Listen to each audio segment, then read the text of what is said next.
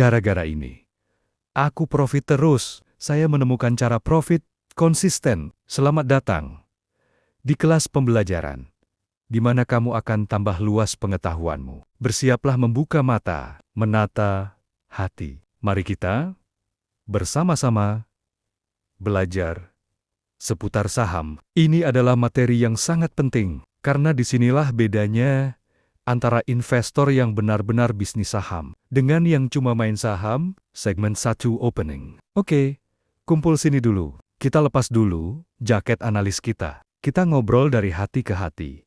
Sebagai sesama petarung di market, gimana sih cara menang yang aman? Jawabannya, bukan punya bola kristal, tapi punya kerangka berpikir. Kalau lu masuk market, nggak pakai urutan yang benar, itu bukan investasi. Itu lagi uji nyali. Segmen 2, urutan entry yang benar, atau the 7 steps. Gini, cara profesional masuk ke saham. Urutannya, nggak boleh kebolak-balik. Likuiditas global. Lihat kondisi dunia dulu. Lagi banyak duit. Beredar nggak? Kalau dunia lagi kering kerontang, jangan harap saham lu mau terbang sendiri. Sektor, outperform. Cari gerombolan yang lagi kuat. Jangan jadi jagoan sendirian. Di sektor yang lagi lesu, saham, leader. Di sektor yang kuat itu, pilih ketua kelasnya. Jangan pilih murid yang paling belakang. Fundamental, bukan sampah.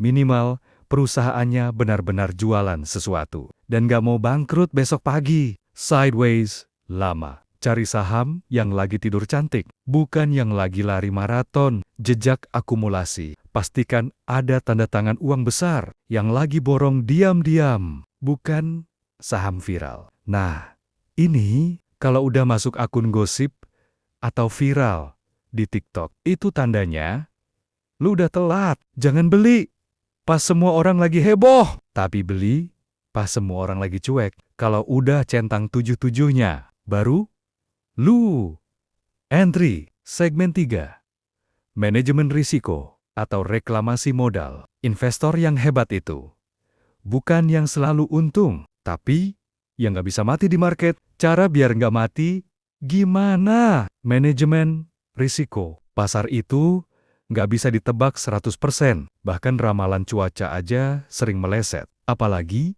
ramalan harga saham. Pertama, soal cut loss. Ini bukan soal kalah.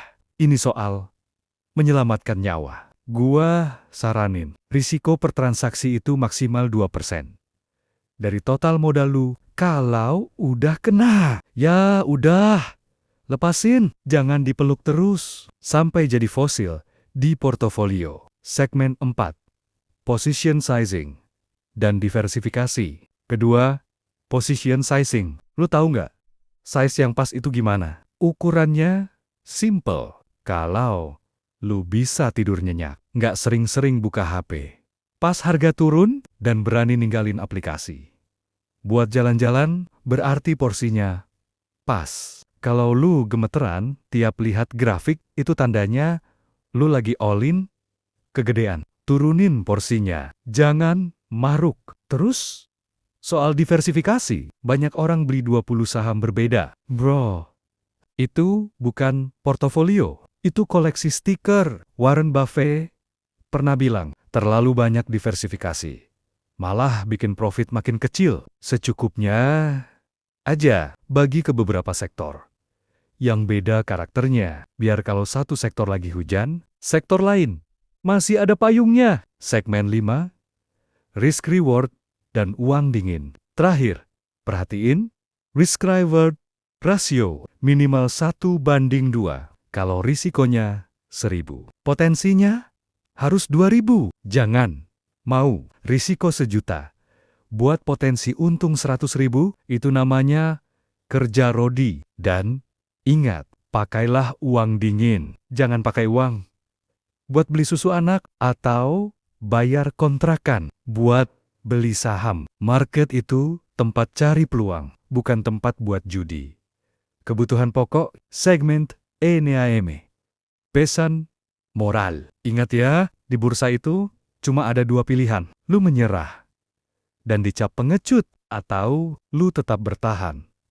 Dengan cara yang benar, Gue di sini bukan buat nyuapin lu, tapi buat ngajarin lu cara megang pedang, biar nggak kena manipulasi dan jebakan. Bertarunglah dengan otak, bukan cuma dengan otot modal. Psikologi investasi membahas bagaimana emosi dan pola pikir memengaruhi keputusan dalam berinvestasi. Banyak kerugian di pasar, bukan karena kurang ilmu, tapi karena emosi mengambil alih logika. Segmen 7. Atasi kebingungan. Pernah nggak lu beli saham pas lagi heboh-hebohnya?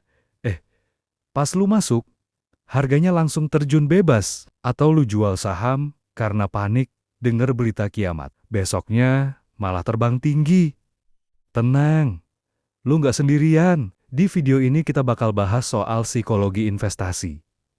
Karena jujur aja, musuh terbesar lu di market bukan bandar, tapi pantulan diri lu sendiri di layar HP. Segmen D, E, LAP, A, N. Geng, emosi penguras saldo. Ada 5 penyakit mental yang sering bikin saldo kita tipis. 1.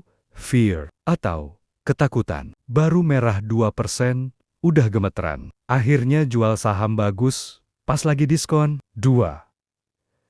Greed atau keserakahan. Udah cuan 20%, nggak mau jual. Maunya jadi naga.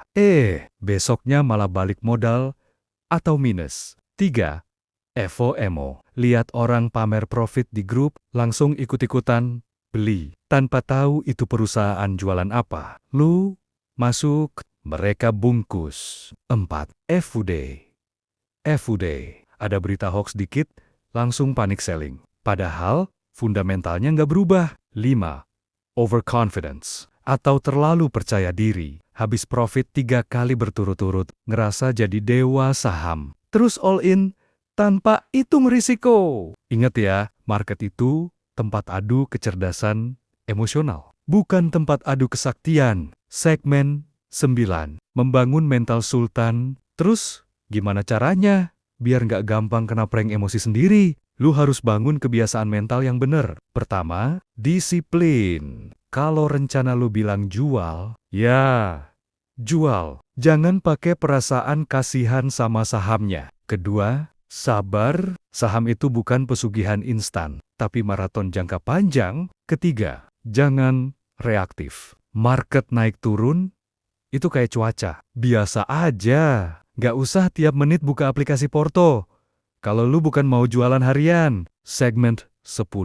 Cara stop keputusan impulsif. Tips praktisnya, selalu pakai stop loss dan take profit yang jelas. Dan yang paling penting, jangan pernah pencet tombol beli atau jual pas lu lagi emosional. Lagi marah sama pacar, sedih, atau lagi euforia berlebihan. Jauhkan HP lu dari aplikasi saham. Keputusan terbaik itu lahir dari kepala yang dingin, bukan dari jempol yang lagi gemeteran. Segmen 11. Fondasi terakhir. Kenapa psikologi itu sama pentingnya sama analisis? Karena analisis paling jenius pun bakal batal gara-gara panik.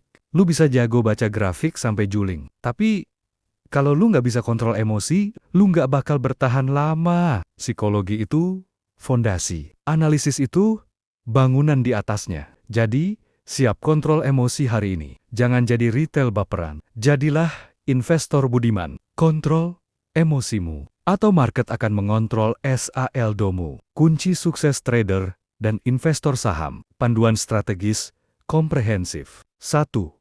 Psikologi dan kecerdasan emosional, yaitu inti dari segalanya. Investasi bukan tentang siapa yang paling pintar matematika, tapi siapa yang paling mengenal dirinya sendiri. Kecerdasan market adalah kecerdasan emosional. Pelajari perilaku massa, sanggup membaca rasa takut atau fear dan keserakahan atau greed investor lain adalah kunci kemenangan. Jangan libatkan ego di market. Jadilah egois untuk mengamankan profit, tapi jadilah objektif saat menerima kesalahan. Dunia pasar modal terus berubah. Adaptasi adalah satu-satunya cara bertahan. Jika Anda menutup diri terhadap informasi dan teknologi baru, Anda akan tertinggal. Pengetahuan adalah awal dasar terciptanya keyakinan. tanpa pengetahuan. Anda hanya berjudi. Keyakinan tinggi yang didasari riset akan membuat Anda tetap tenang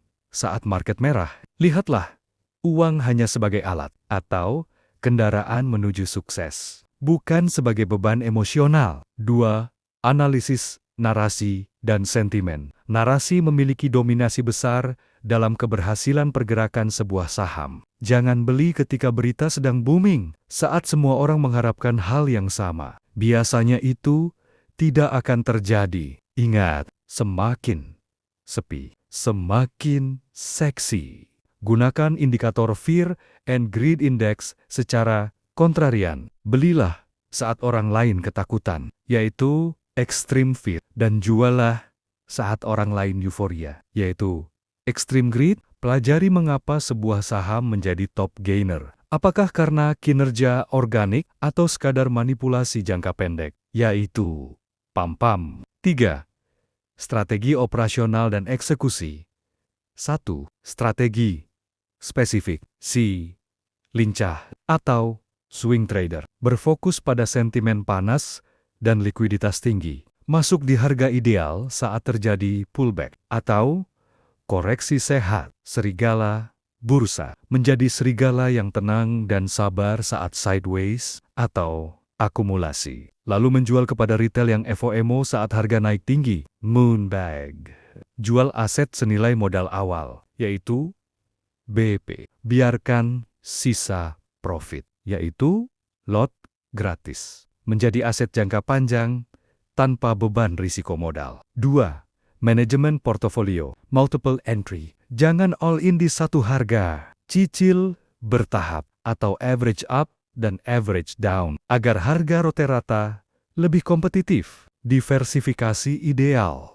Fokus pada 5-10 saham dari sektor berbeda. Terlalu banyak saham akan memangkas potensi keuntungan secara signifikan. BEP syndrome. Buang jauh-jauh mindset tunggu balik modal baru jual. Jika fundamental perusahaan sudah rusak, segera exit dan evaluasi. Evaluasi. 4. Tabel recovery dan manajemen risiko. Hargai setiap persen penurunan, karena pemulihannya membutuhkan kenaikan yang jauh lebih besar. Penurunan minus 10%, butuh kenaikan plus 11% untuk balik modal. Penurunan minus 30%, butuh kenaikan plus 43% untuk balik modal. Penurunan minus 50%, butuh kenaikan plus 100% untuk balik modal. Penurunan minus 70%, butuh kenaikan plus 233% untuk balik modal. Penurunan minus 90%, butuh kenaikan plus 900%. Cuma buat balik modal doang. Kesimpulan,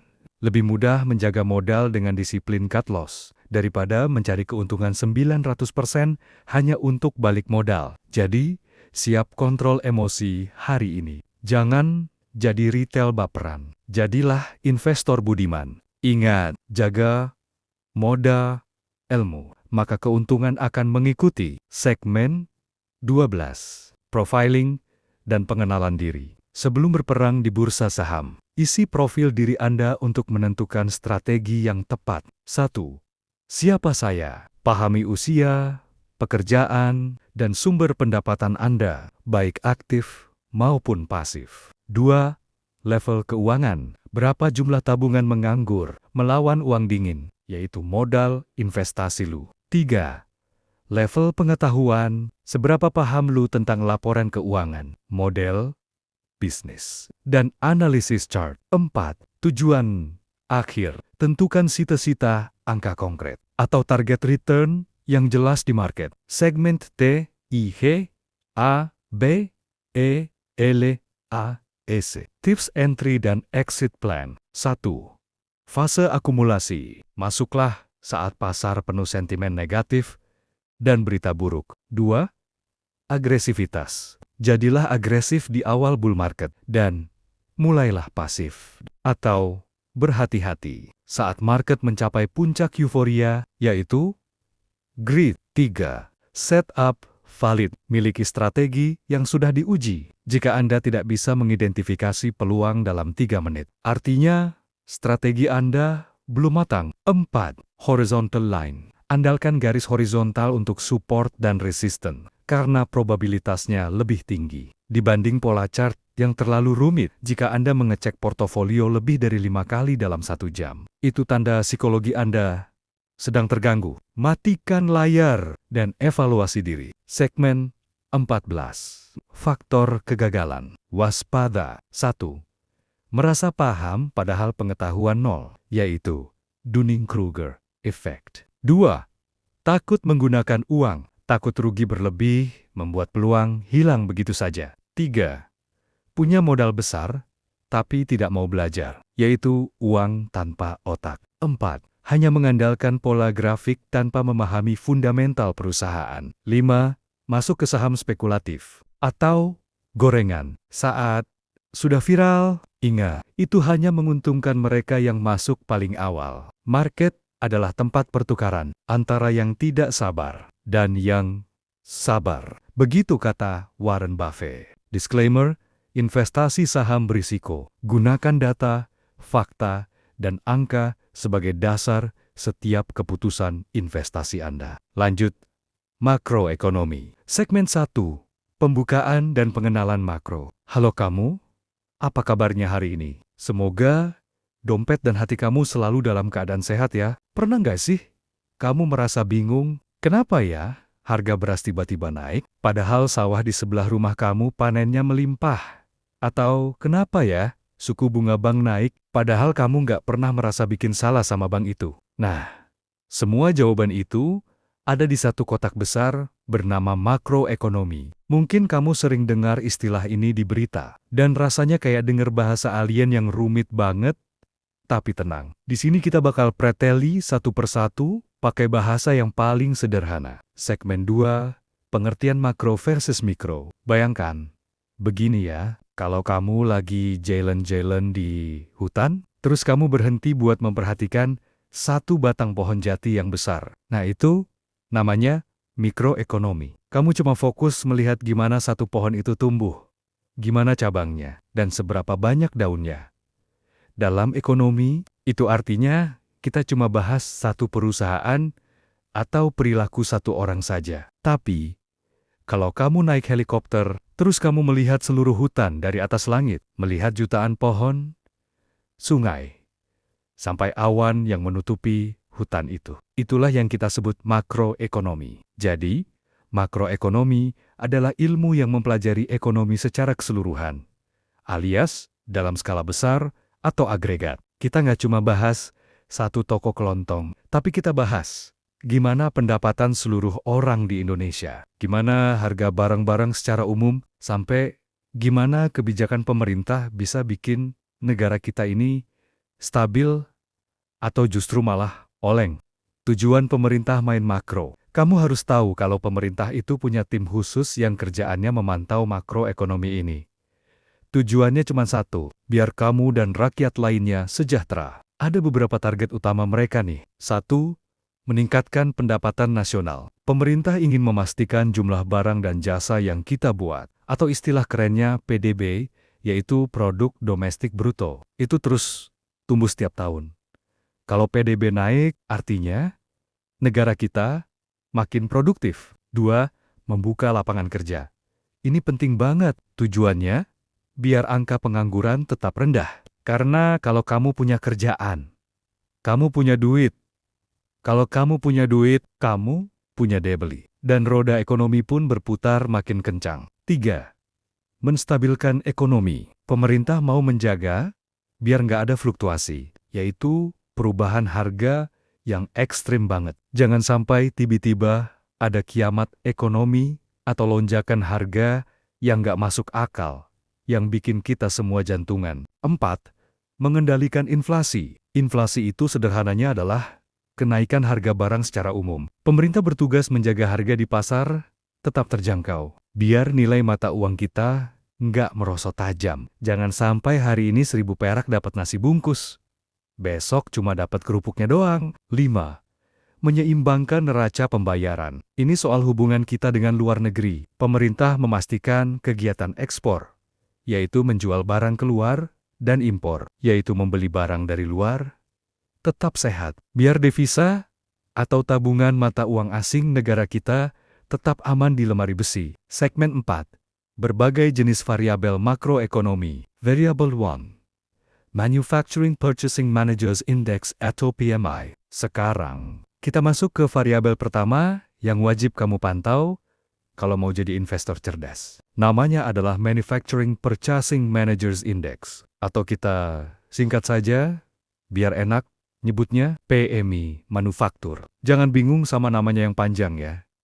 Sederhananya, PMI ini adalah sebuah indikator ekonomi strategis. Semacam radar yang dibuat berdasarkan survei bulanan kepada para bos atau eksekutif manajemen pembelian di pabrik-pabrik besar. Kenapa mereka yang ditanya? Karena mereka inilah orang yang paling tahu kondisi operasional bisnis di lapangan. Dan data ini sering banget dipakai buat memprediksi pertumbuhan PDB atau produk domestik bruto suatu negara di masa depan. Dalam survei ini, ada 5 pilar utama yang dipantau, yaitu pesanan baru atau new orders, tingkat produksi atau output, ketenaga kerjaan, waktu pengiriman pemasok, sampai stok, inventaris, atau jumlah barang yang numpuk di gudang. Nah, kamu mungkin bertanya, kenapa sih data dari manajer pembelian ini penting banget buat kita? Logikanya begini, posisi mereka itu ada di paling depan dalam rantai pasok. Keputusan yang mereka ambil itu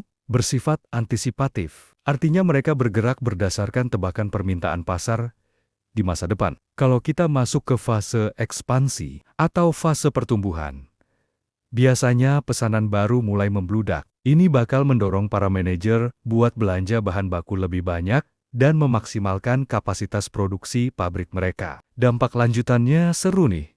Perbankan bakal kebanjiran permintaan kredit dan konsumsi energi industri pasti melonjak. Tapi sebaliknya, kalau masuk ke fase kontraksi atau fase penyusutan, permintaan pasar mulai loyo. Barang-barang di gudang jadi nggak laku dan numpuk. Akhirnya, manajer bakal ngerem pembelian. Dan ujung-ujungnya bisa ada pengurangan biaya tenaga kerja. Buat kamu yang main di pasar modal atau saham, PMI ini adalah kompas buat melakukan rotasi sektor pada portofolio kamu. Perhatikan angka keramatnya, yaitu 50-0. Kalau PMI di atas 50-0, artinya sektor real lagi tumbuh atau ekspansi. Di saat seperti ini, sektor yang relevan buat kamu lirik adalah perbankan, logistik, alat berat, dan energi. Contoh saham yang sedang ekspansi Petero, CDI, Bumi, IT. Kalau PMI pas di angka 50-0, itu tandanya ekonomi lagi stagnasi atau jalan di tempat. Pasar biasanya bakal konsolidasi atau bergerak datar saja. Mending simpan dulu uangnya dan tunggu konfirmasi makroekonomi. Kalau PMI di bawah 50-0, itu tanda bahaya karena aktivitas lagi turun atau kontraksi.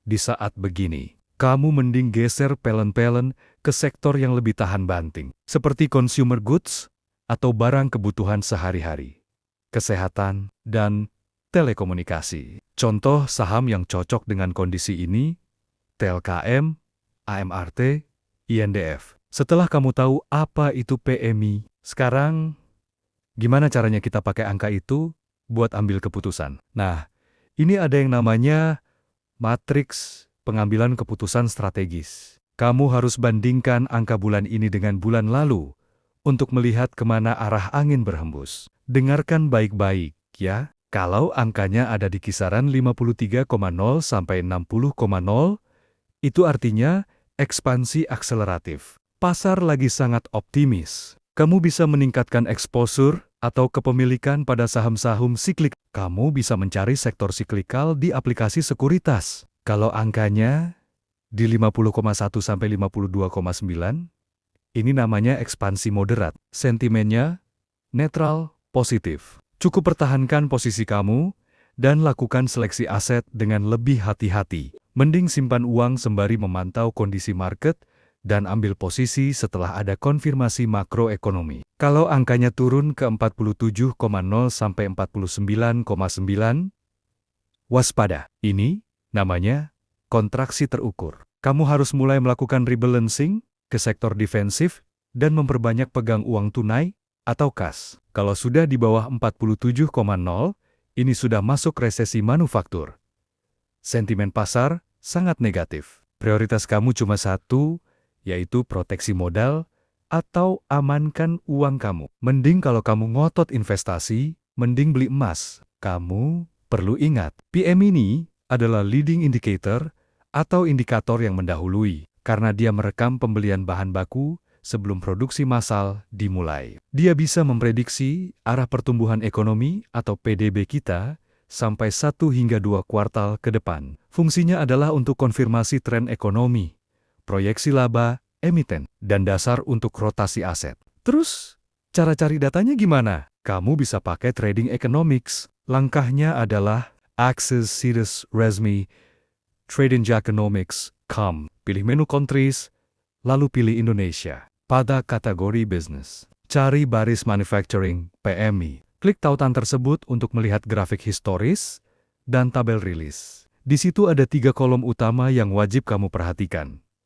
Actual atau angka realisasi terbaru, previous atau angka bulan lalu, dan consensus atau proyeksi dari para ahli. Kalau actual lebih tinggi dari konsensus, pasar cenderung merespons secara positif. Ingat ya, data ini rilis setiap bulan pada hari kerja pertama di awal bulan, antara jam 7:30 sampai jam 8 pagi, waktu Indonesia bagian Barat. Saat riset, ubahlah rentang grafik ke-5 atau 10 tahun untuk melihat siklus jangka panjangnya. Variabel 2, penjualan rumah atau properti residence. Ya, oke, sekarang kita geser ke variabel selanjutnya yang sangat krusial buat memantau kesehatan kantong masyarakat, yaitu penjualan rumah atau properti residensial. Sederhananya, variabel ini mencatat seberapa banyak sih unit rumah tinggal yang laku terjual dalam jangka waktu tertentu di negara kita, Indonesia. Variabel ini diukur lewat indeks pertumbuhan penjualan unit properti residensial pada berbagai tipe rumah, mulai dari tipe kecil, menengah, sampai tipe besar. Kenapa data ini penting? Karena data ini mencerminkan ketersediaan pendapatan disposibel masyarakat atau uang sisa setelah kebutuhan pokok terpenuhi, serta tingkat kepercayaan konsumen terhadap stabilitas ekonomi jangka panjang. Dalam dunia ekonomi, variabel properti ini diklasifikasikan sebagai leading indicator atau indikator utama. Aktivitas di sektor properti seringkali mendahului pertumbuhan ekonomi secara luas. Kenaikan pesanan rumah baru menunjukkan ekspektasi positif terhadap masa depan. Cyclical indicator atau indikator pergerakannya sangat bergantung pada siklus suku bunga dan kondisi moneter negara. Kamu harus tahu, kalau sektor properti memiliki efek pengganda atau multiplier effect terhadap lebih dari 170 subsektor ekonomi lainnya. Pengaruhnya terhadap IHSG adalah sebagai berikut. Sektor properti. Kenaikan penjualan secara langsung meningkatkan pendapatan atau marketing sales emiten pengembang. Sektor perbankan. Meningkatnya aplikasi KPR atau kredit pemilikan rumah memperbesar portofolio kredit bank yang berkontribusi pada laba bersih perbankan. Sektor material konstruksi, permintaan semen, baja, keramik, dan cat akan meningkat seiring dengan peningkatan proyek pembangunan fisik. Sumber data resmi dikeluarkan oleh Bank Indonesia atau BAI melalui survei harga properti residensial atau SHPR. Prosedur pencariannya adalah buka portal resmi by go.id, akses menu statistik, lalu pilih ekonomi dan moneter. Pilih publikasi survei, harga properti residensial atau SHP. Unduh dokumen publikasi untuk melihat persentase pertumbuhan penjualan unit. Pantau terus sektor ini, karena properti adalah cerminan kemakmuran sebuah bangsa. Nah, sekarang pertanyaannya, kalau kamu sudah pegang datanya, terus gimana cara bacanya? Gampang banget, kamu tinggal lihat tren pertumbuhannya. Perhatikan baik-baik. Ya, kalau trennya positif atau meningkat, artinya daya beli menguat dan kebijakan moneter akomodatif. Implikasinya bullish untuk sektor properti, bank, dan semen. Kalau trennya stagnan, pasar bersikap wait and see atau menunggu terhadap inflasi dan suku bunga. Implikasinya, harga saham akan sideways atau konsolidasi. Kalau trennya negatif atau menurun, artinya terjadi pengetatan likuiditas atau penurunan daya beli. Implikasinya bearish, karena ada risiko penurunan laba emiten. Data ini dirilis secara kuartalan dengan jadwal estimasi sebagai berikut. Kuartal 1 rilis pada bulan Mei, kuartal 2 rilis pada bulan Agustus, kuartal 3 rilis pada bulan November, kuartal 4 rilis pada bulan Februari tahun berikutnya. Ingat, rumus profesional ini. Penjualan rumah naik, ditambah buy rate turun, sama dengan super bullish untuk properti dan bank. Penjualan rumah naik, ditambah buy rate naik sama dengan netral. Waspadai koreksi karena beban bunga. Variabel 3. Kebijakan pemerintah dan bank sentral. Oke? Kamu. Sekarang kita masuk ke bagian yang paling punya power buat menggerakkan market, yaitu kebijakan pemerintah dan bank sentral. Kalau kamu mau tahu siapa yang pegang remote control ekonomi, ya mereka inilah orangnya. Ada dua kubu besar yang harus kamu perhatikan. Pertama, Bank Sentral atau Bank Indonesia. Mereka fokus pada pengaturan jumlah uang beredar dan suku bunga atau buy rate. Kedua adalah pemerintah yang fokus pada belanja negara, insentif pajak, dan regulasi sektoral. Berdasarkan sifat pengaruhnya terhadap pasar modal, variabel ini diklasifikasikan sebagai lagging indicator atau indikator yang tertinggal. Ini berlaku untuk suku bunga, karena penyesuaian suku bunga seringkali terjadi setelah inflasi terdeteksi bergerak atau berubah. Leading indicator atau indikator utama. Ini berlaku untuk stimulus fiskal. Pengumuman insentif pajak atau belanja infrastruktur pemerintah dapat menggerakkan harga saham sebelum proyek fisik dimulai. Dalam analisis makroekonomi, indikator ini berfungsi sebagai jangkar stabilitas, menjaga nilai tukar rupiah, dan ekspektasi inflasi agar tetap terkendali. Stimulus pertumbuhan mendorong investasi sektor swasta melalui penurunan biaya pinjaman atau keringanan pajak. Intervensi kebijakan berdampak pada profitabilitas emiten melalui kanal biaya modal dan daya beli masyarakat. Pengaruhnya terhadap IHSG adalah kebijakan moneter atau BI rate, penurunan bunga acuan akan menurunkan beban bunga perusahaan dan membuat aset berisiko seperti saham lebih menarik dibandingkan deposito. Kebijakan fiskal, pemberian insentif seperti PPN, DTP properti, secara instan menurunkan harga jual barang di mata konsumen, yang memicu kenaikan volume penjualan emiten terkait. Jadi, jangan pernah remehkan berita tentang kebijakan baru, karena itulah yang menentukan arah arus uang besar di pasar modal. Nah, sekarang mari kita bedah lebih dalam. Sektor mana saja sih yang paling kena dampak kalau pemerintah atau bank sentral sudah mulai mainkan kebijakan mereka? Catat sektor terdampak utamanya ya. Kenaikan BI rate, dampaknya negatif bagi properti, teknologi, dan otomotif. Namun positif bagi perbankan. Karena margin bunga yang cenderung melebar, penurunan BI rate, sinyal positif bagi seluruh sektor, terutama properti, konstruksi, dan consumer goods atau barang konsumsi harian. Pemberian subsidi atau insentif, positif bagi sektor otomotif, properti, dan retail, karena menurunkan harga jual di mata konsumen. Lalu, di mana kamu bisa mencari sumber datanya? Urusan moneter, akses situs BI, go.id, pilih menu moneter, lalu klik BI rate atau rapat Dewan Gubernur atau RDG.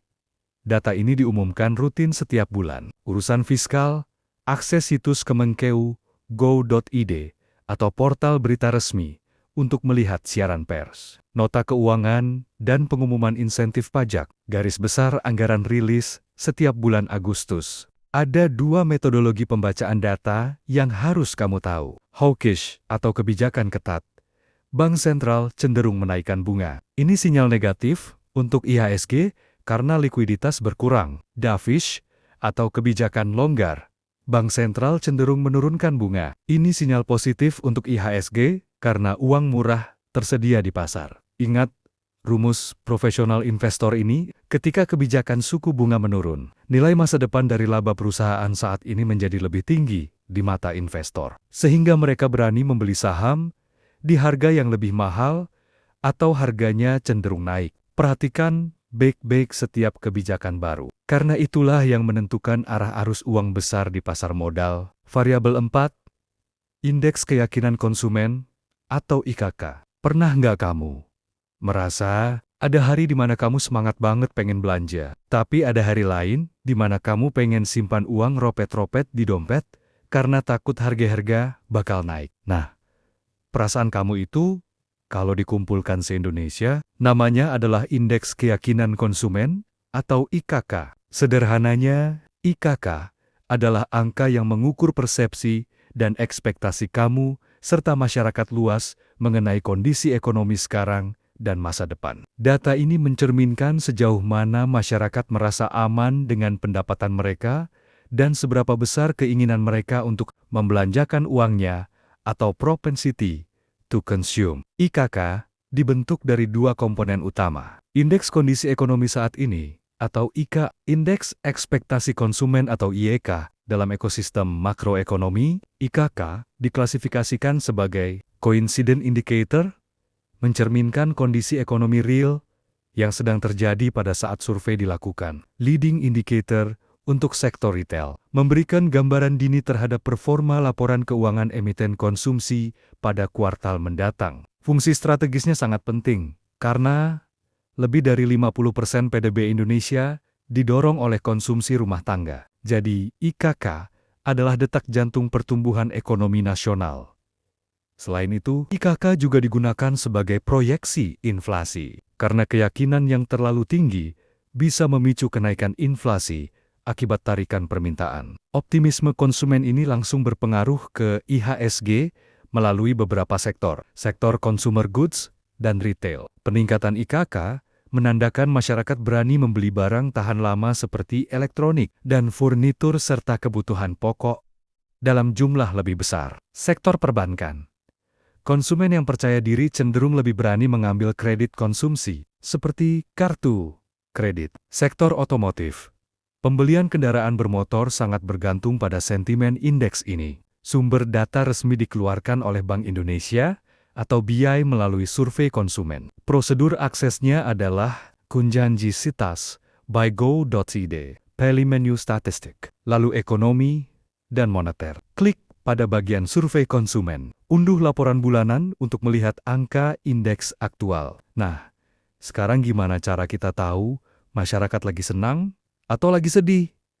Mirip dengan PMI. IKK juga menggunakan angka ambang batas atau threshold, yaitu angka 100. Berikut adalah interpretasinya. Di atas 100, masuk ke zona optimis. Masyarakat cenderung ingin berbelanja. Sentimen IHSG biasanya bullish terutama untuk sektor retail dan konsumsi. Tepat 100, masuk ke zona netral. Sentimen pasar biasanya sideways atau konsolidasi. Di bawah 100, masuk ke zona pesimis. Masyarakat cenderung lebih memilih menabung atau hemat. Sentimen IHSG cenderung bearish karena ada risiko penurunan penjualan emiten. Jadwal rilis data survei konsumen Bank Indonesia ini dilakukan secara bulanan. Biasanya pada minggu pertama atau kedua setiap bulan, sekitar tanggal 5 hingga 12. Pahami rumus profesional investor ini. Investor profesional selalu memperhatikan selisih antara konsumsi dan tabungan. Jika IKK naik,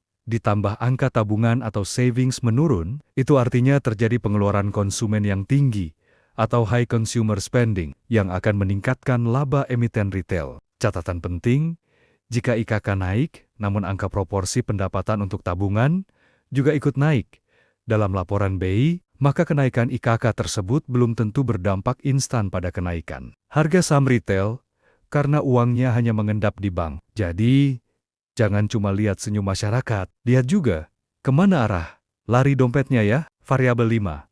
Pertumbuhan ekonomi atau GDP. Oke, sekarang kita sampai di pembahasan tentang raja dari semua indikator ekonomi. Namanya adalah pertumbuhan ekonomi atau GDP.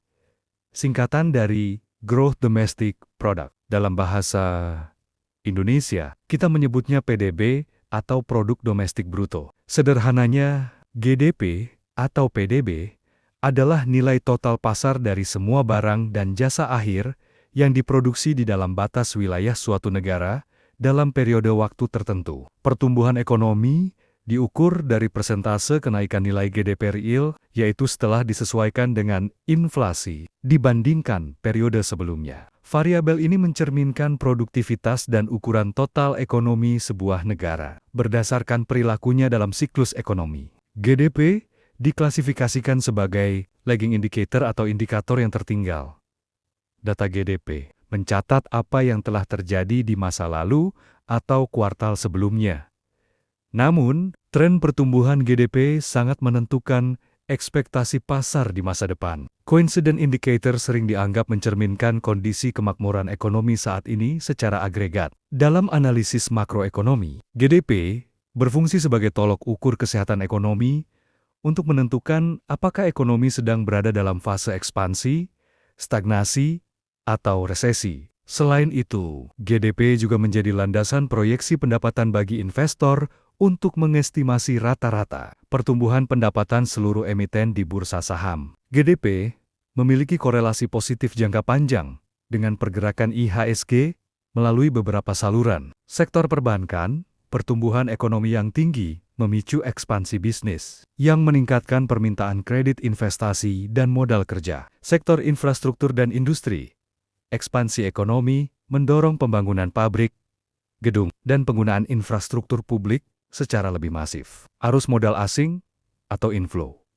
GDP yang tumbuh stabil, biasanya di atas 5%, menarik investor institusi asing untuk masuk ke pasar modal Indonesia atau IHSG. Jadi, kalau GDP kita sehat, IHSG biasanya bakal ikutan semangat buat naik lebih tinggi lagi. Nah, sekarang pertanyaannya, di mana kamu bisa intip angka GDP ini? Walaupun data aslinya dihitung oleh Badan Pusat Statistik atau BPS. Kamu juga bisa menemukannya di situs Bank Indonesia karena data ini jadi basis mereka buat bikin kebijakan. Caranya adalah Kenjanji Sitas Resmi by go.id. Akses menu statistik, lalu pilih ekonomi dan moneter. Cari laporan-laporan perekonomian Indonesia atau data pada tabel ESEKAI atau statistik ekonomi dan keuangan Indonesia. Fokus pada angka pertumbuhan PD, B-real dalam persentase year-on-year atau YoY. Berikut adalah metodologi pembacaan datanya. Di atas konsensus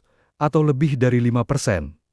Ekonomi ekspansif, sentimen bullish dan IHSG cenderung naik kuat. Sesuai konsensus, pertumbuhan stabil, sentimen netral, atau pergerakan sektoral di bawah konsensus atau kurang dari 4,5%. Perlambatan ekonomi, sentimen bearish, karena risiko penurunan laba emiten, negatif selama 2 kuartal berturut-turut.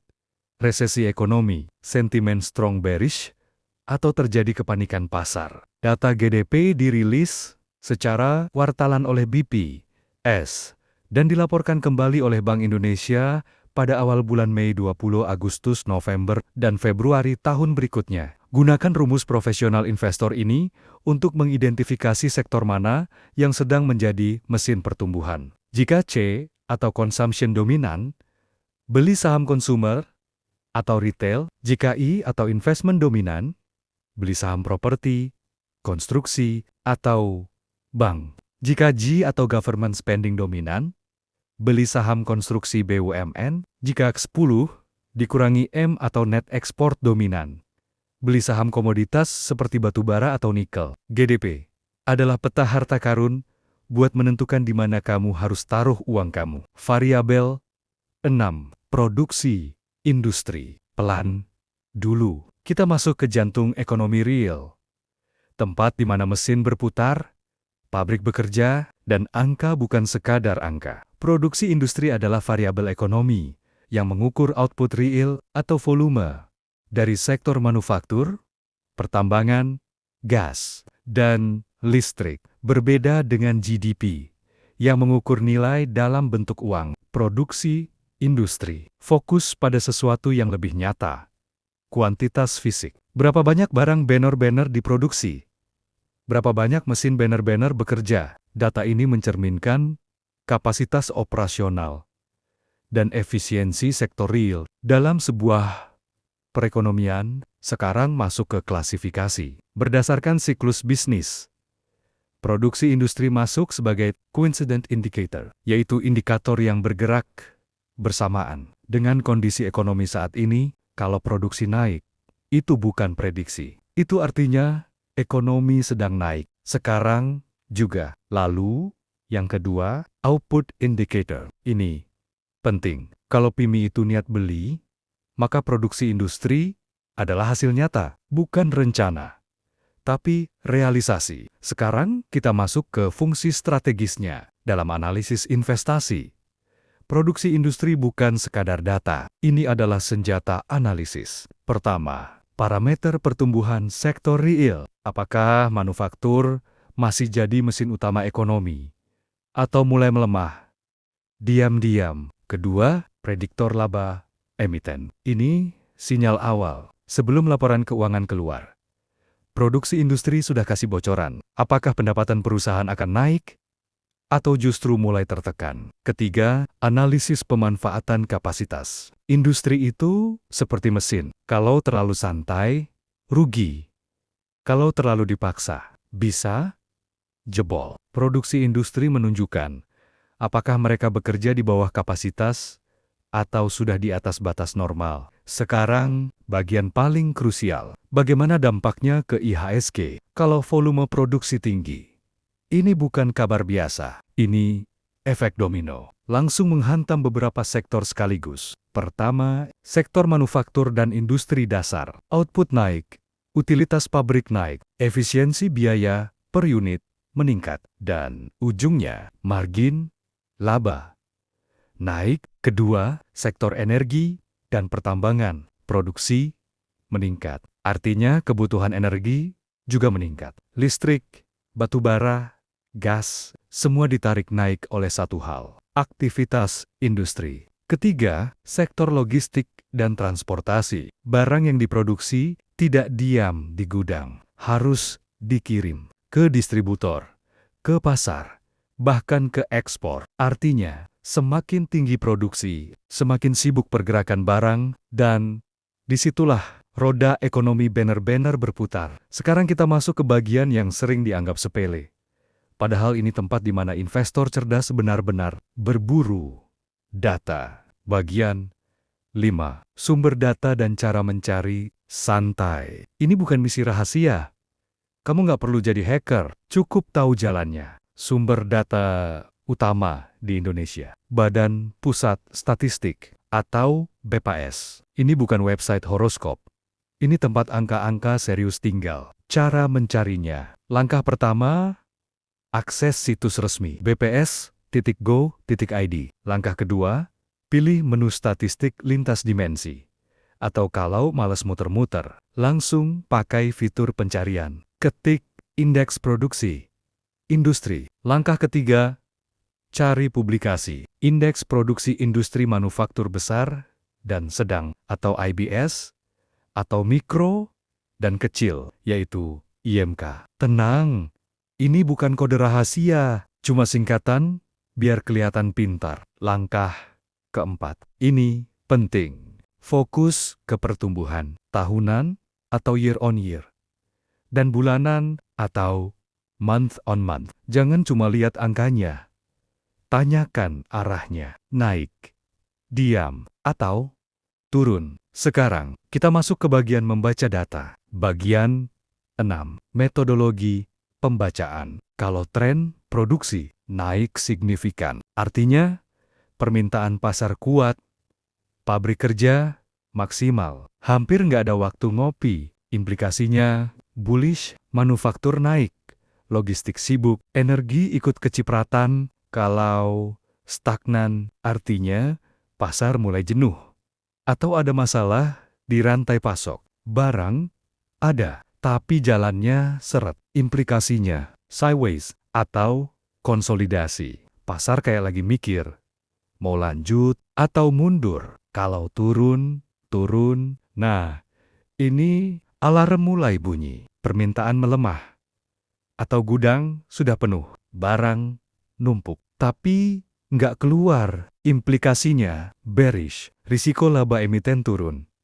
Dan investor mulai pasang kuda-kuda. Sekarang, bagian 7. Jadwal rilis data ini penting. Karena timing itu segalanya. Data produksi industri dirilis oleh BPS secara berkala, bulanan, untuk indikator tertentu. Dan kuartalan. Untuk laporan yang lebih lengkap, biasanya dirilis sekitar 1 bulan setelah kuartal berakhir. Jadi, kalau kamu telat lihat, ya, kamu cuma jadi penonton, bukan pemain. Sekarang, kita masuk ke bagian pamungkas. Bagian 8. Rumus profesional investor. Ini bukan rumus biasa. Ini cara berpikir level atas. Bandingkan produksi industri dengan persediaan atau inventory. Kalau produksi naik dan persediaan turun, berarti satu hal, barangnya laku keras.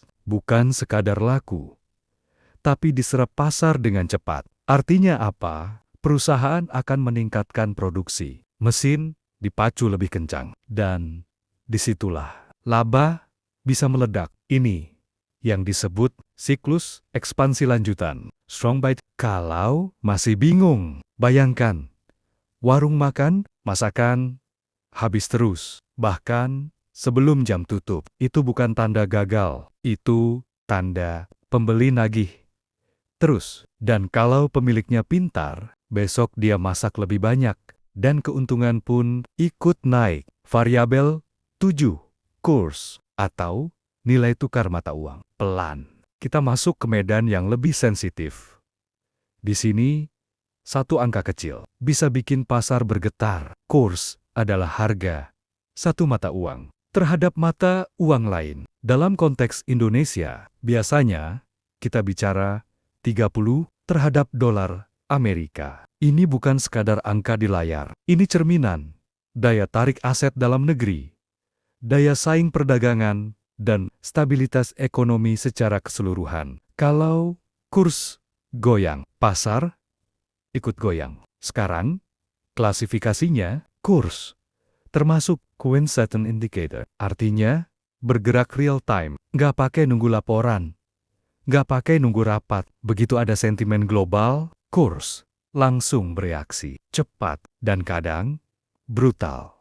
Tapi, di sisi lain, kurs juga bisa jadi lagging indicator, khusus untuk dampak inflasi. Perubahan kurs hari ini nggak langsung terasa di harga barang. Butuh waktu, beberapa bulan, baru efeknya muncul di kehidupan sehari-hari. Jadi kalau hari ini rupiah melemah, harga belum tentu langsung naik, tapi tunggu saja. Sekarang, fungsi strategisnya di mata investor. Kurs itu seperti suhu tubuh ekonomi. Kalau stabil, investor tenang. Kalau naik turun, nggak jelas. Investor mulai curiga. Pertama, parameter risiko investasi asing. Investor asing itu bukan cuma cari untung, mereka juga takut. Takut keuntungannya hilang. Bukan karena saham turun, tapi karena mata uangnya melemah. Bayangin, saham naik, tapi rupiah jatuh. Ujungnya bisa zonk juga. Kedua, indikator biaya bahan baku. Kalau perusahaan impor bahan, kurs itu segalanya. Rupiah melemah, biaya naik, margin tertekan, dan manajemen mulai pusing. Bukan karena rapat, tapi karena kurs. Ketiga, barometer arus modal. Kalau rupiah menguat, seringkali itu tanda modal asing masuk, inflow, dan pasar saham biasanya ikut terangkat. Tapi kalau rupiah melemah, hati-hati. Bisa jadi dana asing mulai keluar diam-diam. Sekarang bagian paling menarik, dampaknya ke IHSG. Ini unik karena kurs itu tidak satu arah. Dia dua wajah. Bisa jadi berkah, bisa jadi bencana. Tergantung siapa yang kamu lihat. Pertama, sektor farmasi dan manufaktur. Kalau rupiah melemah, ini kabar buruk. Kenapa? Karena bahan baku impor, bayarnya pakai dolar. Jadi, begitu rupiah jatuh, biaya langsung naik. Margin tertekan, dan laba bisa menyusut. Kedua, sektor komoditas dan ekspor. Nah, ini kebalikannya. Kalau rupiah melemah, mereka justru senyum. Kenapa? Karena jualannya pakai dolar, tapi biaya operasional pakai Rp100. Jadi, selisihnya masuk ke kantong. Ini yang bikin sektor komoditas sering bersinar saat rupiah lagi lemah. Ketiga, perusahaan dengan utang falas. Ini yang sering jadi korban diam-diam. Rupiah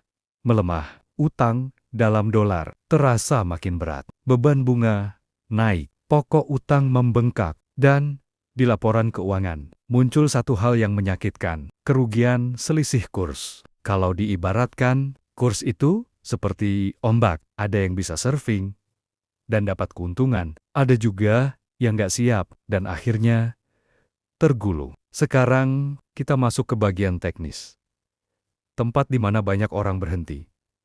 Padahal, disinilah keunggulan dibangun. Bagian 5. Sumber data dan cara mencari. Tenang, ini bukan lab rahasia. Sumber data paling valid untuk kurs di Indonesia, Bank Indonesia, atau BI. Lewat satu sistem yang namanya JISDOR. Kedengarannya rumit. Padahal, cara aksesnya sederhana. Langkah pertama, kunjungi situs resmi bi.go.id. Langkah kedua, pilih menu statistik.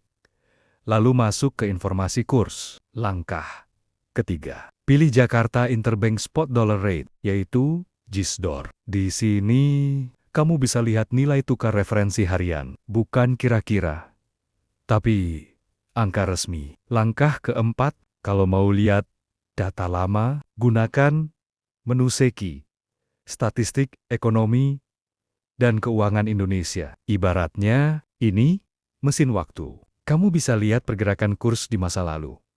Buat baca pola, bukan sekadar nebak. Sekarang, bagian 6. Metodologi pembacaan data. Di sini, kamu harus mulai berpikir seperti investor, bukan penonton. Kalau rupiah menguat atau apresiasi, artinya aliran modal masuk. Investor asing datang, bukan sekadar lewat. Inflasi, impor, rendah, dan implikasinya ke IHSG. Bullish, khususnya untuk manufaktur dan perbankan. Mereka dapat napas lega. Biaya turun, stabilitas naik. Kalau rupiah stabil, ini kondisi ideal. Enggak heboh, tapi sehat. Makro kondusif. Bisnis bisa ekspansi dengan tenang. Implikasinya optimis, tapi terukur. Bukan euforia, tapi pertumbuhan yang rapi. Kalau rupiah melemah atau depresiasi, nah, ini mulai panas. Aliran modal keluar, outflow. Investor asing mulai tarik dana. Risiko inflasi naik, dan dampaknya ke IHSG. Bearish, beban impor naik, utang falas membengkak, dan perusahaan mulai tertekan. Sekarang, bagian 7. Waktu rilis data. Ini penting, karena timing adalah senjata. Data kurs itu unik. Dia tidak menunggu. Dia bergerak terus. Secara harian, kurs JISDOR diumumkan oleh Bank Indonesia. Biasanya sekitar pukul 10 sampai 11 WIB. Jadi, kalau kamu bangun siang, ya, jangan heran kalau ketinggalan momen. Selain itu, kurs juga bergerak real time di pasar spot global 24 jam selama hari kerja. Jadi ini bukan sinetron yang tayang ulang sekali lewat. Ya, lewat. Sekarang bagian paling dalam, bagian 8. Rumus profesional investor. Ini bukan rumus hafalan. Ini cara membaca aliran uang dunia. Interest rate parity, hubungan antara kurs dan selisih suku bunga. Core CDR atau USD, US Treasury Yield. Indo Bond Yield plus Risk Premium Text. Core CDR, Propto Text, Astre Yield. Text Indo Bond Yield plus Text Risk Premium. Kurs IDR atau USD, AS Treasury Yield. Indo Bond Yield plus Risk Premium. Artinya, apa kalau selisih bunga antara Amerika dan Indonesia mengecil? Investor mulai berpikir, ngapain simpan uang di sini? Kalau di sana lebih menarik. Dan akhirnya, dana pindah ke dolar. Ke dolar, rupiah melemah. Sebaliknya, kalau rupiah menguat dan IHSG ikut naik, ini bukan kebetulan. Ini sinyal halus. Accumulation. Investor asing sedang masuk. Pelan, tapi pasti. Kalau dianalogikan, ini seperti air. Dia selalu mengalir ke tempat yang paling menguntungkan. Dan tugas kamu bukan melawan arus, tapi membaca arahnya. Variabel 8. Neraca perdagangan. Pelan, tapi dalam. Ini bukan sekadar ekspor dan impor. Ini tentang apakah negara menghasilkan atau menghabiskan. Neraca perdagangan adalah selisih antara nilai ekspor dan impor. Kalau ekspor lebih besar, itu disebut surplus. Kalau impor lebih besar, itu disebut defisit. Sederhana, tapi dampaknya luar biasa. Dan variabel ini bukan pemain kecil. Ini komponen terbesar dalam neraca transaksi berjalan. Jadi kalau ini goyah, efeknya bisa kemana-mana. Sekarang, klasifikasinya, neraca perdagangan termasuk coincident indicator. Artinya, dia mencerminkan kondisi sekarang. Perdagangan sedang ramai atau sepi. Dolar masuk atau keluar. Semuanya terlihat di sini. Tapi, di sisi lain, dia juga bisa jadi lagging indicator khusus untuk kurs. Artinya, kadang kurs sudah bergerak duluan, baru neraca perdagangan menyusul sebagai konfirmasi. Jadi, kalau kamu lihat datanya telat, ya, ibarat nonton film di akhir. Tegangnya sudah lewat. Sekarang, fungsi strategisnya. Ini bukan sekadar angka ekspor-impor. Ini alat ukur kekuatan negara. Pertama, parameter ketahanan eksternal. Apakah negara mampu bayar impor tanpa harus ngutang terus? Atau malah mulai kehabisan napas? Kedua, indikator pasokan valuta asing. Kalau surplus, konsisten. Dolar masuk terus. Pasokan aman. Rupiah lebih stabil. Nggak gampang goyah. Ketiga, barometer permintaan global. Kalau ekspor naik, itu bukan cuma karena kita hebat, tapi karena dunia juga lagi butuh. Artinya, ekonomi mitra dagang seperti Tiongkok dan Amerika sedang bergerak naik. Jadi, kita ikut ke bawah arus positif. Sekarang, bagian yang paling terasa. Dampaknya ke IHSG. Di sini, kamu mulai lihat efek nyatanya. Pertama, sektor komoditas, energi, dan logam. Kalau terjadi surplus, biasanya karena ekspor komoditas naik, entah karena harga naik, atau volumenya meningkat. Dan ini kabar baik untuk emiten tambang dan perkebunan. Mereka seperti lagi panen besar. Kedua, sektor perbankan. Surplus memperkuat cadangan devisa. Bank Indonesia punya ruang untuk menjaga suku bunga tetap rendah. Dan itu menguntungkan sektor perbankan. Likuiditas terjaga. Kredit bisa tumbuh. Ketiga, sektor logistik dan pelayaran. Kalau ekspor-impor meningkat, artinya barang bergerak, kapal jalan, gudang penuh, truk mondar-mandir. Ekonomi tidak diam. Dia bergerak. Kalau dianalogikan, neraca perdagangan itu seperti dompet negara. Kalau terus terisi, negara tenang. Kalau mulai kosong, semua jadi was-was. Dan di pasar, perasaan itu berubah jadi aksi. Aksi itu berubah jadi harga. Sekarang, kita masuk ke bagian yang sering dianggap formal.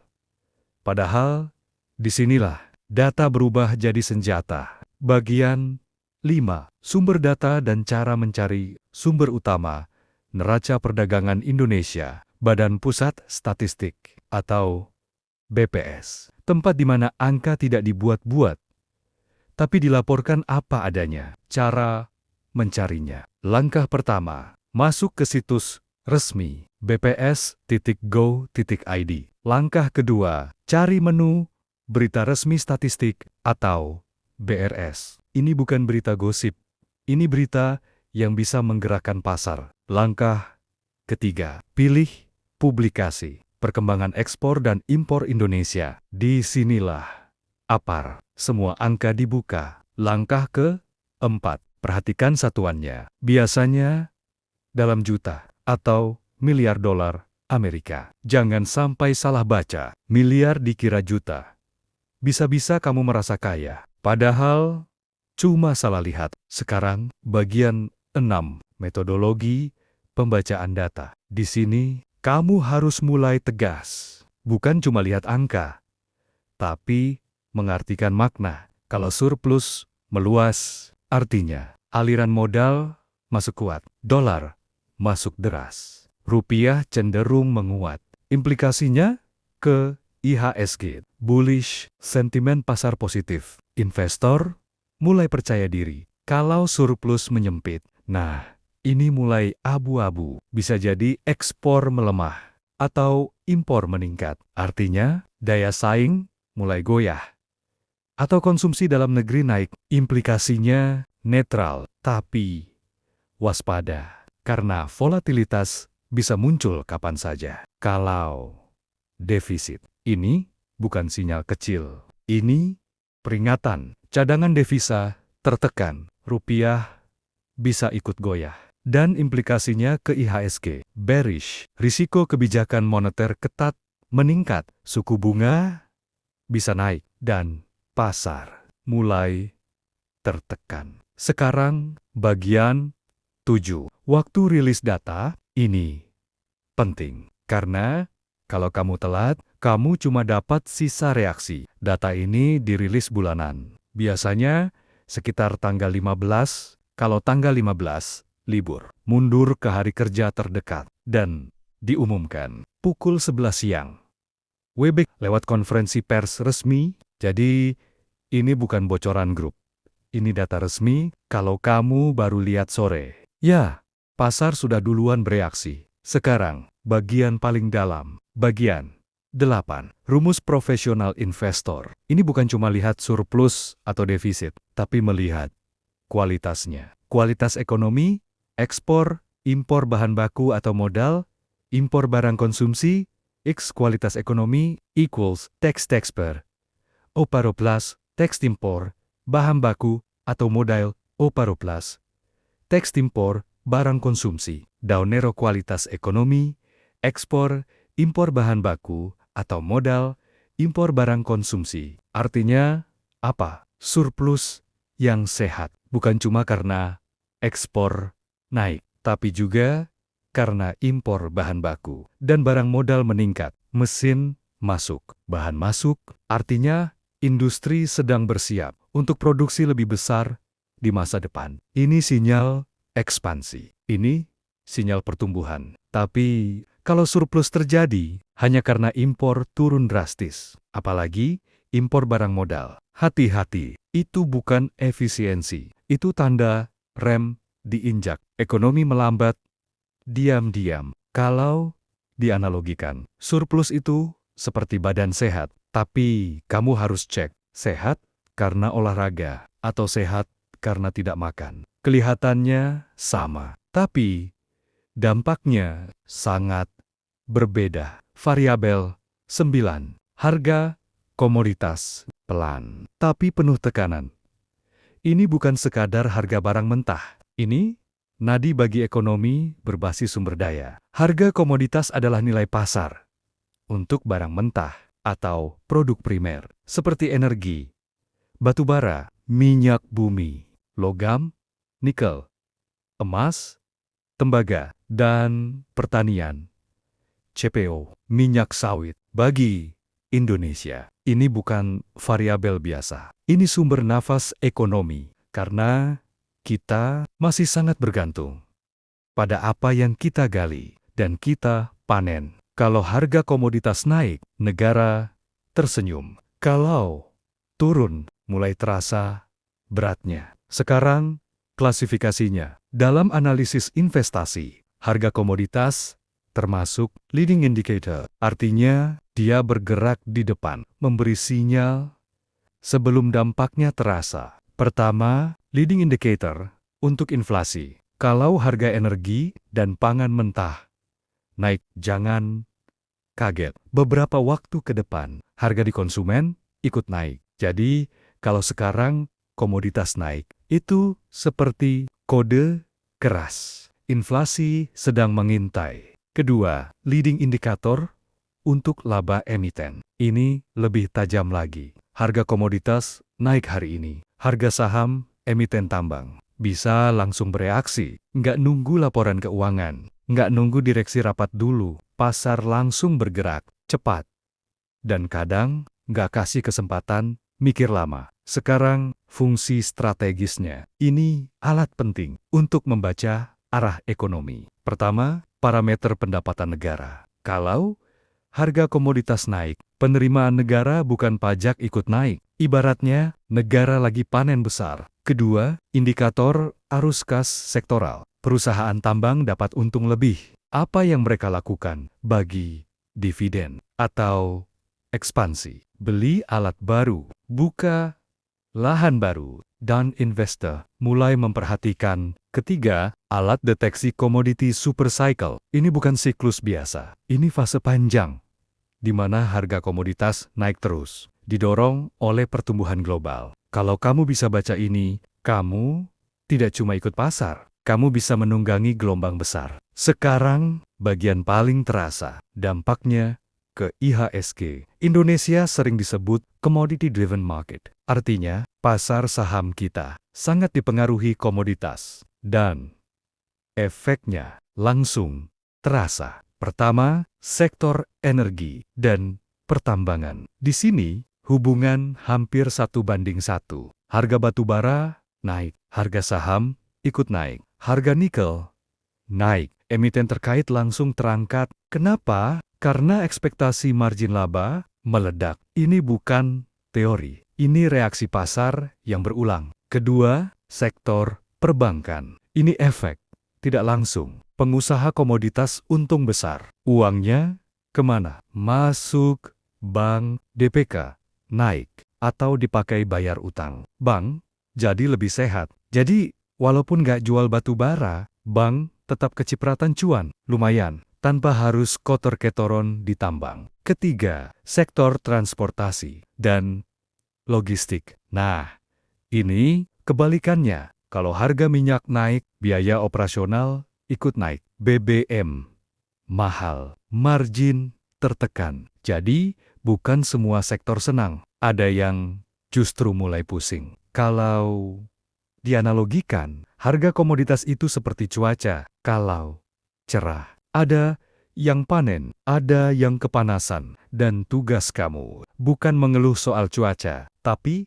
tahu kapan harus menanam dan kapan harus berteduh. Sekarang, kita masuk ke bagian yang sering diremehkan.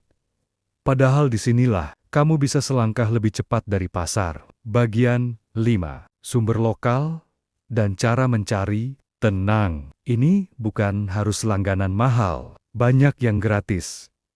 Asal kamu tahu pintunya. Pertama, Bursa Komoditi dan Turunan Indonesia atau ICDX lewat situs x.co.id. Di sini kamu bisa lihat harga komoditas dalam negeri. Resmi, bukan katanya-katanya. Kedua, portal berita finansial lokal seperti CNBC Indonesia atau Kontan. Mereka menyediakan ticker harga real-time.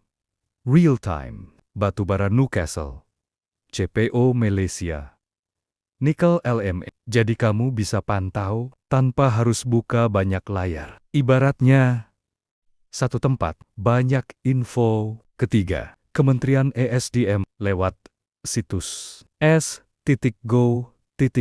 Di sini ada dua hal penting. Harga patokan ekspor atau HPE dan harga batu bara acuan atau HBA dirilis rutin setiap bulan. Ini bukan sekadar angka, ini acuan pajak dan royalti. Artinya, dampaknya nyata ke perusahaan. Sekarang, bagian 6. Metodologi pembacaan data. Di sini, kamu harus tegas ambil posisi. Kalau tren harga bullish atau naik, artinya permintaan global meningkat atau supply terganggu. Pasar lagi haus, strateginya overweight, masuk lebih banyak ke sektor energi, nikel, dan CPO. Ini bukan saat ragu. Ini saat menunggang tren. Kalau harga konsolidasi, artinya pasar seimbang, enggak kekurangan, enggak kelebihan. Strateginya, pilih yang paling efisien, low-cost producer yang biaya produksinya paling rendah. Karena di kondisi datar yang kuat, bukan yang besar, tapi yang paling hemat kalau harga bearish atau turun. Ini tanda bahaya, oversupply, atau ekonomi global melambat. Barang banyak, tapi pembeli berkurang. Strateginya profit taking atau pindah ke sektor lain seperti consumer atau perbankan. Jangan keras kepala. Pasar nggak peduli kamu yakin atau enggak. Sekarang bagian 7. Waktu rilis data ini penting karena komoditas itu hidup, bergerak terus secara real time. Harga di bursa global bergerak setiap detik selama hari kerja. Jadi, kalau kamu lengah sedikit, pasar sudah berubah. Selain itu, ada juga data bulanan seperti HBA dan HPE. Biasanya dirilis di awal atau pertengahan bulan sebagai acuan pajak dan royalti. Jadi, jangan cuma lihat chart, lihat juga kebijakan. Sekarang, bagian terakhir, bagian 8. Rumus profesional investor. Ini yang bikin saham komoditas bisa gila pergerakannya. Operating leverage, potensi laba, volume produksi, harga komoditas, biaya produksi tetap, IXT, potensi laba. Tax volume produksi, times delta, tax harga komoditas, X biaya produksi tetap potensi laba, volume produksi, harga komoditas, biaya produksi tetap, artinya biaya produksi tambang cenderung tetap, nggak naik, turun drastis. Tapi harga jual bisa naik tajam. Jadi kalau harga komoditas naik, hampir seluruh kenaikan itu masuk jadi laba. Makanya, saham komoditas itu bisa sangat menguntungkan, tapi juga sangat volatile. Kalau dianalogikan, ini seperti naik motor di jalan lurus. Gas sedikit, sudah kencang. Tapi, kalau kamu nggak siap, bisa oleng. Dan di pasar, yang bertahan bukan yang paling berani, tapi yang paling siap membaca arah dan mengendalikan risiko. Variabel 10. Harga minyak mentah pelan, tapi ini berat. Karena satu variabel ini bisa bikin satu negara ikut goyang. Harga minyak mentah adalah nilai pasar global.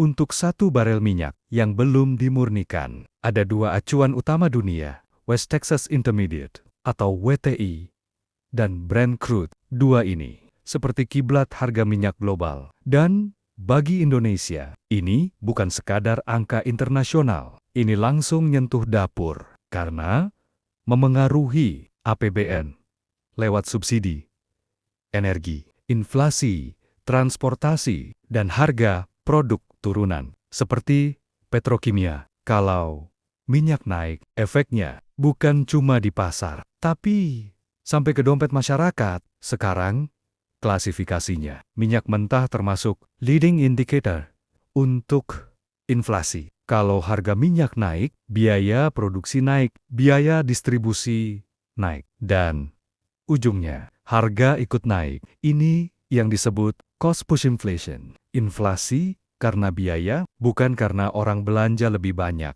tapi karena semua jadi lebih mahal. Selain itu, minyak juga jadi sentimen indicator. Kalau harga minyak naik, seringkali itu tanda ekonomi global lagi bergerak. Industri aktif. Permintaan energi naik, artinya dunia lagi produktif. Tapi, hati-hati, kadang naik bukan karena sehat, tapi karena suplai terganggu. Jadi, jangan langsung euforia. Sekarang, fungsi strategisnya di sini, minyak jadi alat baca risiko. Pertama, parameter risiko makro. Kalau minyak naik, inflasi terpicu, dan bank sentral biasanya tidak tinggal diam. Suku bunga bisa dinaikkan, dan pasar mulai tegang. Kedua, estimasi subsidi pemerintah. Ini yang sering bikin pusing. Kalau harga minyak global naik, subsidi BBM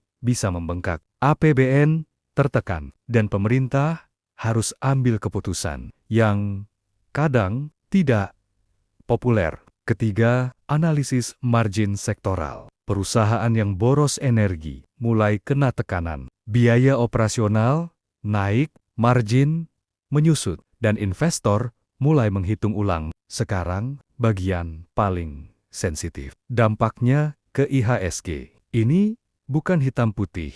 Ini dua sisi. Bisa untung besar atau kena tekanan. Pertama, dampak positif. Sektor migas dan pendukungnya. Kalau harga minyak naik, pendapatan mereka ikut naik. Perusahaan pengeboran, offshore, jasa energi ikut kecipratan. Ini seperti hujan, tapi hanya turun di satu wilayah. Kedua, dampak negatif. Sektor transportasi dan retail. Harga minyak naik, BBM naik, biaya aftur, solar, semuanya naik. Maskapai, logistik mulai tertekan. Margin tergerus, dan keuntungan bisa menyusut. Ketiga, sektor konsumer. Ini yang paling terasa. Kalau harga minyak naik dan BBM ikut naik, daya beli masyarakat turun. Orang mulai menahan belanja. Bukan karena tidak mau, tapi karena terpaksa. Kalau dianalogikan, harga minyak itu seperti api. Kalau terkendali, bisa jadi sumber energi. Tapi kalau terlalu besar, bisa membakar banyak hal. Dan di pasar, yang penting bukan menghindari api, tapi tahu kapan harus mendekat dan kapan harus menjauh. Sekarang, kita masuk ke bagian yang sering jadi pemicu gerakan cepat di pasar. Bagian 5. Sumber lokal gratis dan cara mencari santai. Kamu nggak perlu jadi trader di New York dari Indonesia. Kamu tetap bisa pantau dengan mudah. Pertama, portal finansial seperti CNBC Indonesia atau Kontan. Mereka punya rubrik khusus, komoditas. Di situ, harga WTI dan Brent tampil real time. Jadi, kamu nggak perlu buka 5 tab. Satu halaman. Sudah cukup. Kedua, Kementerian ESDM lewat situs s.go.id. Di sini ada satu angka penting, ISP atau Indonesia Crude Price. Ini harga rata-rata minyak Indonesia. Dirilis setiap bulan, dan ini yang langsung nyambung ke APBN. Jadi, bukan cuma global, tapi lokal juga kena. Ketiga, investing.com versi Indonesia. Ini tempat favorit banyak trader, grafik lengkap, data historis panjang. Kalau kamu suka analisis teknikal, di sini kamu bisa ngobrol sama chart. Walaupun chartnya nggak jawab, tapi minimal dia jujur. Sekarang, bagian 6. Metodologi pembacaan data. Di sini, kamu harus peka, karena beda sedikit, maknanya bisa jauh. Kalau harga minyak naik, moderat, artinya ekonomi global mulai pulih, permintaan industri naik. Ini sinyal sehat. Implikasinya ke IHSG, bullish, khususnya sektor energi. Mereka mulai panen. Kalau kenaikan ekstrem, nah, ini bukan kabar baik. Ini alarm. Inflasi bisa melonjak, dan suku bunga berpotensi naik. Implikasinya bearish, bukan cuma satu sektor, tapi pasar secara keseluruhan bisa tertekan. Kalau harga turun tajam, jangan langsung senang. Murah belum tentu bagus. Ini bisa jadi sinyal resesi global atau kelebihan pasokan. Implikasinya tetap bearish, khususnya untuk emiten energi. Mereka kehilangan tenaga. Sekarang, bagian 7. Waktu rilis data, minyak itu hidup, bergerak terus. secara real time di pasar global 24 jam selama hari kerja. Selain itu, ada momen penting. Data stok minyak Amerika dari IA dirilis setiap Rabu malam, sekitar pukul 22:30 WIB. Ini sering jadi pemicu. Harga bisa lompat dalam hitungan menit. Jadi kalau kamu lihat chart, tiba-tiba loncat, biasanya ada data ini di belakangnya. Dan yang terakhir, data bulanan ISP dari ESD biasanya dirilis di awal bulan. Ini penting untuk baca arah kebijakan. Sekarang, bagian paling dalam, bagian 8. Rumus profesional investor. Ini bukan sekadar harga naik atau turun, tapi dampaknya ke negara. Kesehatan fiskal, harga ISP, asumsi makro, APBN XT, kesehatan fiskal, Propto, teks, harga ISP, teks asumsi makro APBN, kesehatan fiskal, harga ISP, asumsi makro APBN, artinya, kalau harga minyak jauh di atas asumsi APBN, masalah mulai muncul. Subsidi bisa membengkak, defisit anggaran melebar, dan pemerintah harus ambil langkah.